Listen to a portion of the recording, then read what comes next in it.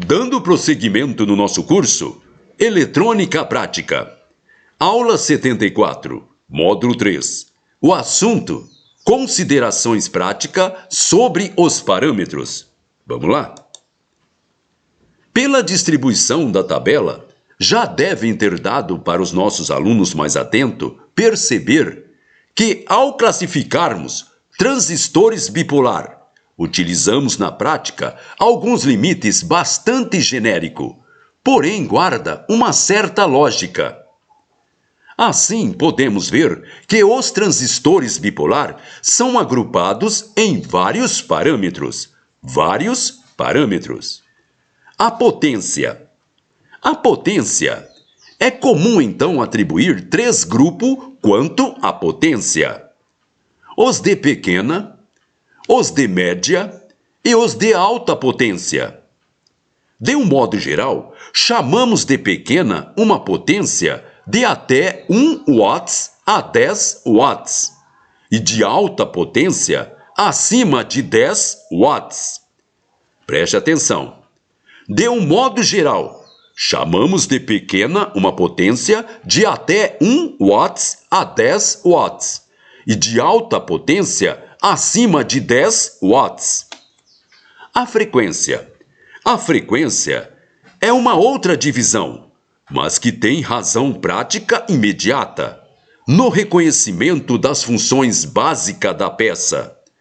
De um modo geral, atribuímos apenas 2 categorias nessa classificação: baixa e alta frequência.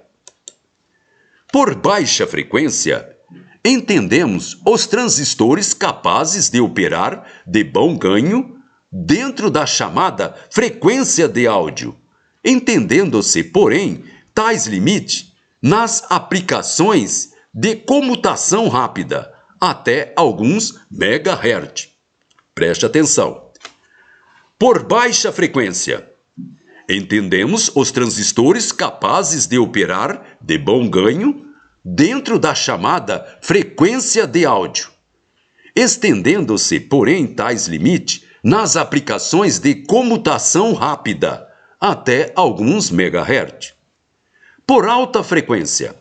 Por alta frequência, entendemos os componentes capazes de operar em frequências de rádio ou TV. Existe, entretanto, outro importante parâmetro que podem ser usado como eixo para uma subdivisão dos transistores bipolar em família.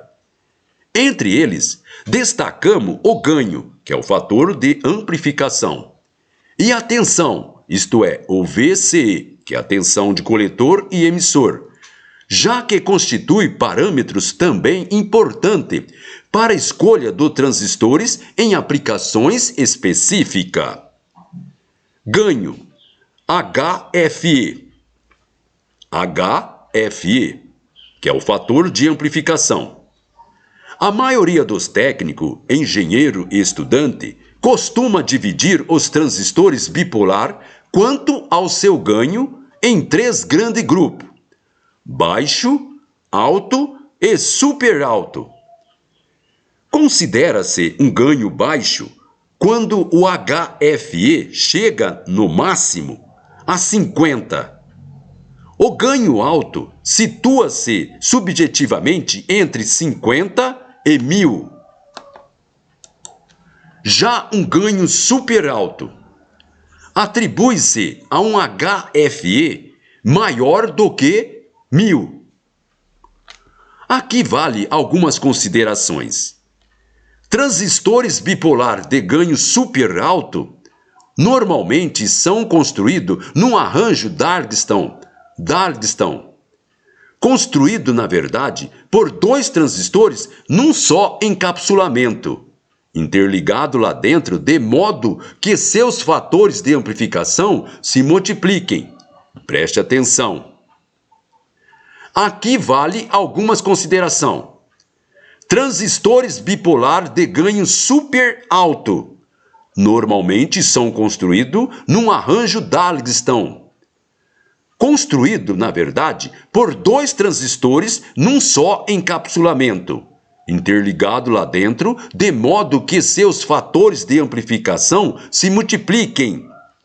Por exemplo, se dois transistores HFE igual a 100 são arranjados em Darkston, num só invólucro, o supertransistor resultante poderá ter um ganho final de até 10.000.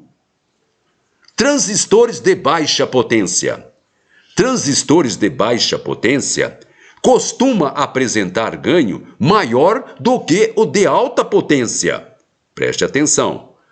Transistores de baixa potência costuma apresentar ganho maior do que os de alta potência. Isso é uma regra geral importante. Compare, por exemplo, o HFE do BC549 com o do TIP 3055. Observe na tabela. Transistores de baixa frequência. Transistores de baixa frequência apresenta normalmente um ganho maior do que mostrado por transistores de alta frequência. A título de exemplo, compare na tabela o HFE do BC548 com o BF198. Quanto à tensão, o parâmetro VCE, isto é, tensão do coletor e emissor, é um dado importante que nos indica até onde podemos ir em termos de tensão de alimentação. É através desse limite que podemos dimensionar com lógica e economia se um circuito pode trabalhar alimentado com pilha ou diretamente por uma fonte ligada à corrente alternada. Normalmente, os dispositivos e componente que trabalham em função das propriedades dos materiais semicondutores devem operar sob tensões baixa ou moderada. Na prática, em torno de 80% ou 90% do circuito e aplicações baseadas em transistores que requerem uma alimentação de 12 volts para baixo. Preste atenção. Normalmente, os dispositivos e componentes que trabalham em função das propriedades dos materiais semicondutores devem operar sob tensão baixa ou moderada.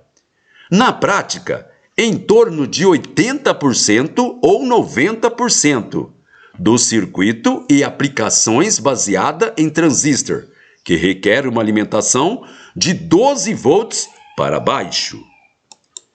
Existem, porém, aplicações específicas que demandam tensão bem mais alta. Nesse caso, os componentes são então industrialmente dimensionados para aceitar bem essas tensões maiores. No dia a dia da eletroeletrônica, um exemplo clássico encontra-se no circuito de telefonia, em que, mesmo considerando a baixa potência relativa, alguns componentes ativos devem trabalhar sobre uma centena de volts em alguns momentos. Muito bem, pessoal. Com isso terminamos esta nossa aula. Então, até a próxima.